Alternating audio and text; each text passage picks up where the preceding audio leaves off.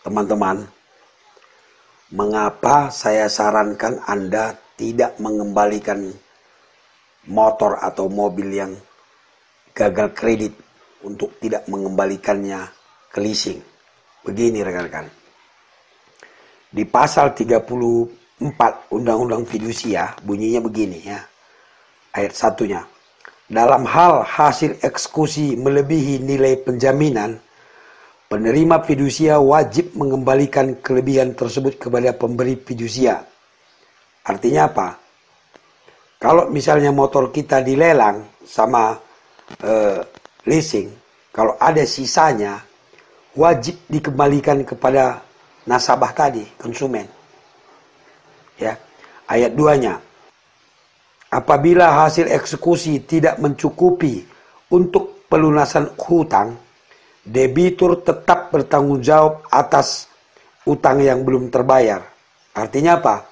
Kalau hasil lelang motor tadi, uangnya tidak mencukupi untuk membayar hutang kita ke leasing, kita wajib tetap melunasinya. Itu menurut pasal 34 Undang-Undang Fidusia. Jadi, kalau kita misalnya tidak sanggup membayar motor kita lagi, kita kembalikan itu motor ke leasing dengan harapan hutang kita lunas tentunya ya. Maka leasing akan menjual motor itu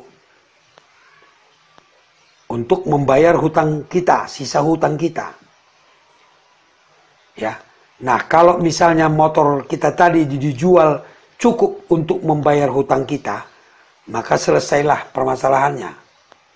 Tapi kalau motor kita tadi dijual uangnya tidak cukup membayar hutang kita atau sisa hutang kita di leasing, maka sisanya itu wajib kita tetap bayar. Ya. Contoh, kita beli motor harga 10 juta. Ya. Lalu kita leasingkan. Nah, karena kita leasingkan kan jadi ada bunganya. Jadi jumlah total hutang kita ke leasing menjadi 15 juta. Kalau 5 juta bunganya ya kan. Nah, lalu kita menyicil selama 15 kali. 1 juta sebulan. Nah, setelah berjalan 5 bulan, berarti kita sudah bayar 5 juta kan. Nah, sisa hutang kita kan 10 juta di leasing rekan-rekan. Nah, lalu kita nggak mampu bayar, kita kembalikan ke leasing. Leasing akan menjual motor itu. Misalnya motor itu laku 7 juta. Berarti kalau dibayarkan untuk hutang kita yang 10 juta tadi, berarti kan kita masih punya hutang 3 juta ke leasing rekan-rekan. Itu wajib kita kembalikan. Nah, ada leasing yang menagih tetap, ada yang membiarkannya. Namun meskipun leasing membiarkannya, kita akan tetap berhutang ke leasing itu. Makanya kita di blacklist di BI karena dianggap cacat. Karena kita masih punya hutang 3 juta.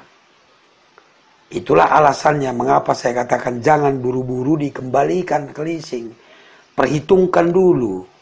Kalau memang perhitungannya kita masih rugi ketika mengembalikan, lebih baik dioper kredit atau lebih baik dibuat kredit baru, diulang dia kreditnya, dihitung lagi dengan perhitungan baru. Kita minta kepada leasing supaya perpanjang masa leasingnya, masa kreditnya, cicilannya dikurangi gitu. Itulah contohnya misalnya kalau kita mau cari jalan terbaik. Kalau kita kembalikan, ternyata hutang kita belum lunas, gitu dia. Jadi intinya rekan-rekan, leasing akan tetap memperhitungkan hutang kita meskipun kita kembalikan motornya atau mobilnya. Jadi sebelum dikembalikan, hitung-hitungan dulu kita. Apakah cukup membayar sisa hutang kita atau tidak. Kalau cukup ya nggak apa-apa dikembalikan. Tapi kalau tidak kan rugi kita nanti. Di blacklist di BI atau ada juga leasing yang tetap menagih.